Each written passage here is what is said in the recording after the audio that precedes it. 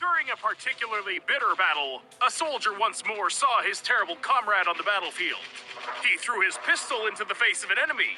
He threw the weapon with such force that it split the head of the unfortunate rival.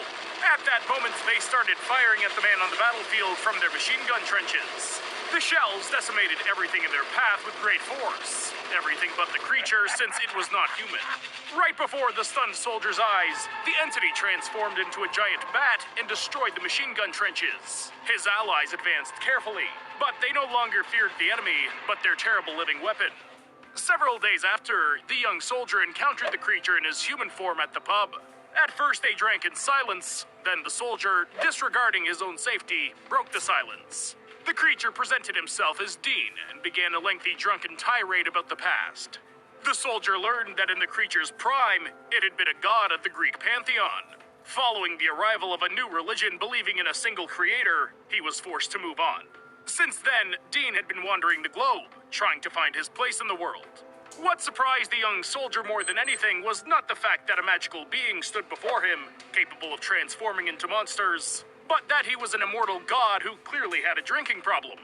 In other conversations, Dean talked about his family. It turned out he had a naive and wild twin brother, Asher, and he and his brother would cause arguments among their parents. As a result, the family had fallen out, and the mother had sent both of her sons to Earth. Dean also told him that for a long time, he'd been unable to find his brother. The young soldier offered his help, although there was practically nothing he could do. He felt indebted to his anomalous comrade in arms, who had saved him on the front many times. Dean took advantage of his offer to help only in 1953, when the soldier had moved up in the world. Now the divinity is contained by the organization. And yes, Dean is a contraction of the Deimos. SCP-4606 is a unique case, even for the Foundation. The object is of the Thamiel class and freely roams around Site-17, where it's formally contained, but in fact is a hired worker. He's a Class 9 reality-altering polymorphic humanoid. SCP-4606's true form is unknown. Now, more often than not, he adopts a human appearance. But more extravagant transformations have been documented. Deimos has appeared as a flayed humanoid with pinprick eyes and long hair. His other form resembles a dark mass of human arms and legs, with a multitude of bloodshot eyes in its center. The form of a winged humanoid with a single large eye is also within the object's arsenal, as well as the image of an M4 Sherman tank with disfigured, naked, bloodied bodies in it. SCP-4606 possesses the ability to open portals to a pocket dimension. They can appear on any surface and look like black wide crevices. A black viscous substance is excreted from them. Its contents have not been defined, but it's known that it gives off the smell of tar, ink, and roses. By an unknown method, all electronic devices which have fallen into the pocket dimension continue to transmit their signal. Interference is present only in the first 10 minutes after having passed through the portal. Deimos lives in the usual domicile assigned to low-security humanoids in Site-17. Why did I say he lives instead of he's contained? Because his domicile is equipped with everything necessary to lead a comfortable life. He's also permitted to freely roam the site's territory and to make contact with personal and even certain objects. When SCP-4606 moves beyond his domicile, he has to carry a tracker with him. The device is fixed to the wrist of his left hand and is sealed with a 10-digit combination lock.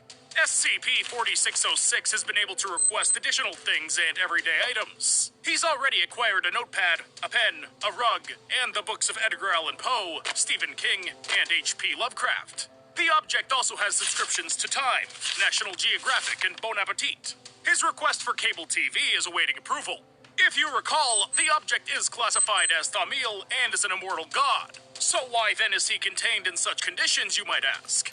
SCP-4606 appeared without any warning at Site-17's gates. He was granted an audience with a member of the Overseer Council 053.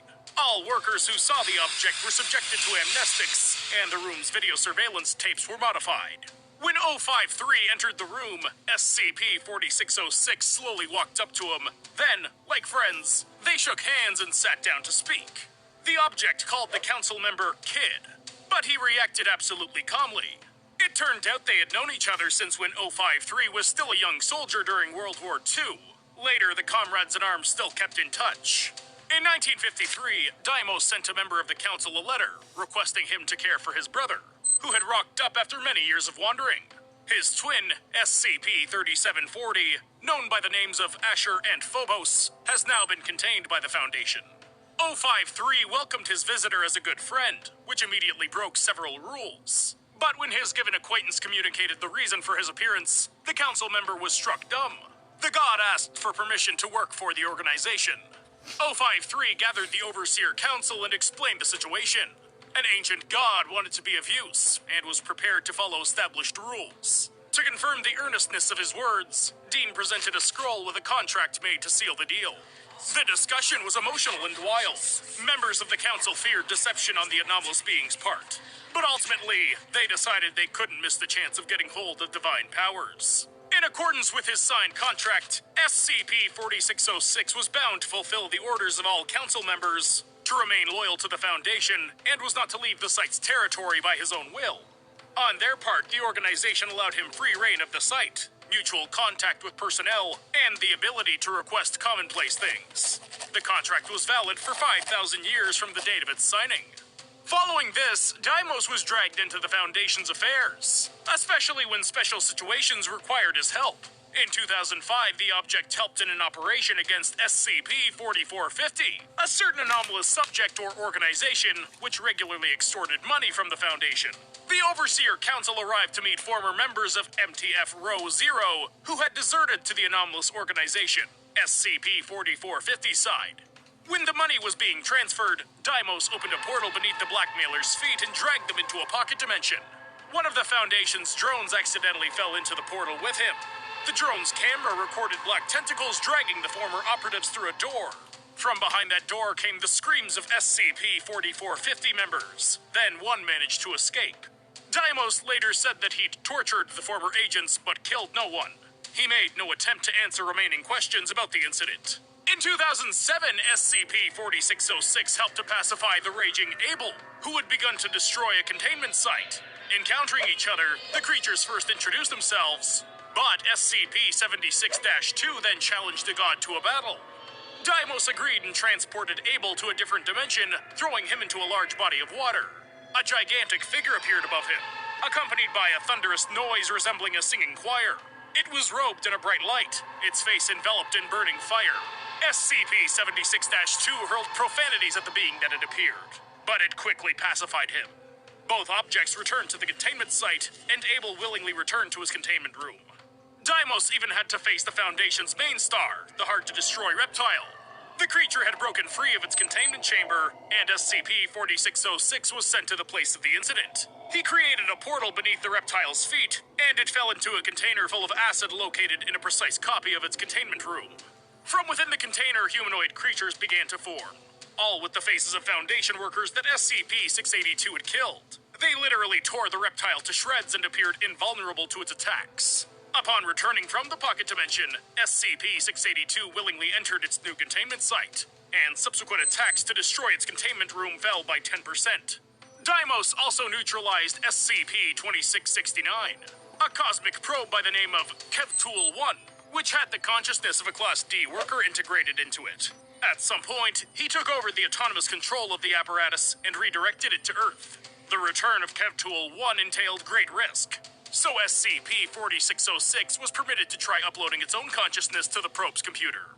4 members of the Overseer Committee were categorically against the idea, however. Immediately after Deimos' attempt to enter SCP-2660, communication with both objects was lost. It later became known that the god was rushed away to the probe and established contact with the consciousness of the Class D worker. It greeted its guest with hostility, threatening to destroy him. But the god did what he knew best. He evoked feelings of fear and terror, driving SCP-2699 to complete desperation. After his return to the site, Deimos claimed that he'd had a nice chat with the object. The probe itself was discovered 15,000 light-years away from its initial location, without any trace of his